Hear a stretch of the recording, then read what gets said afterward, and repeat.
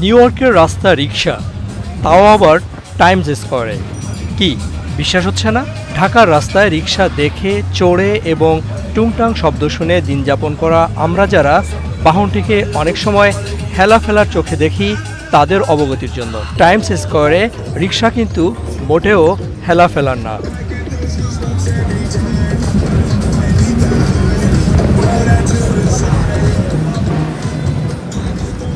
যুক্তরাষ্ট্রে অবশ্য এই বাহনটিকে বলা হয় পেডিক্যাব। নিউ ইয়র্কের central park, Times square, fifth avenue, Broadway district, Columbus circle এবং মিডটাউন সহ নিউ ইয়র্ক শহরের অনেক জায়গা ঘুরে দেখার পরিবেশবান্ধব বাহন এই পেডিক্যাব।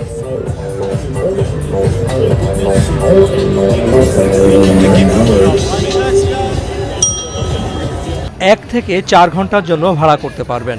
1 ঘন্টার ভ্রমণে মিডটাউন ম্যানহাটানের যে কোনো 3টি দর্শনীয় জায়গা দেখতে পারবেন। Rockefeller centre, Times square, Broadway theatre district কিংবা গ্র্যান্ড সেন্ট্রাল টার্মিনাল এবং ফিফথ অ্যাভিনিউ।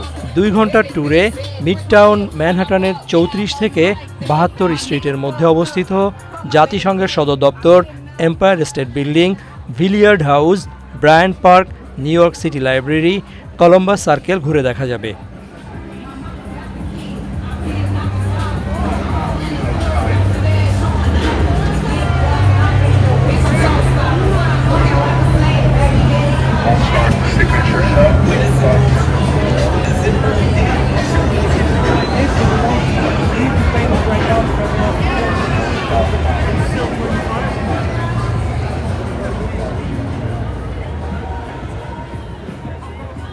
বিশেষ দিন যেমন 25শে ডিসেম্বর বড়দিন কিংবা অন্য যে কোনো সরকারি ছুটির দিনে উপভোগ করতেও বেছে নিতে পারেন পেডিক্যাব tours.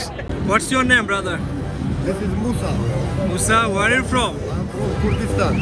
So what's his name? The Pedicab. minicab? Pedicab.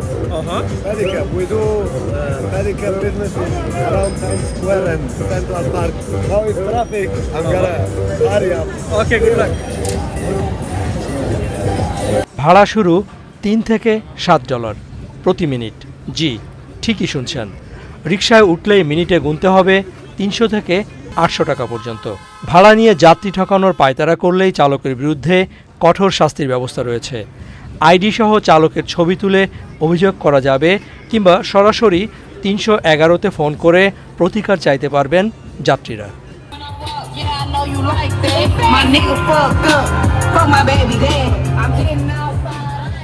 রিজভিন আওয়াজ, চ্যানেল আই, নিউ ইয়র্ক।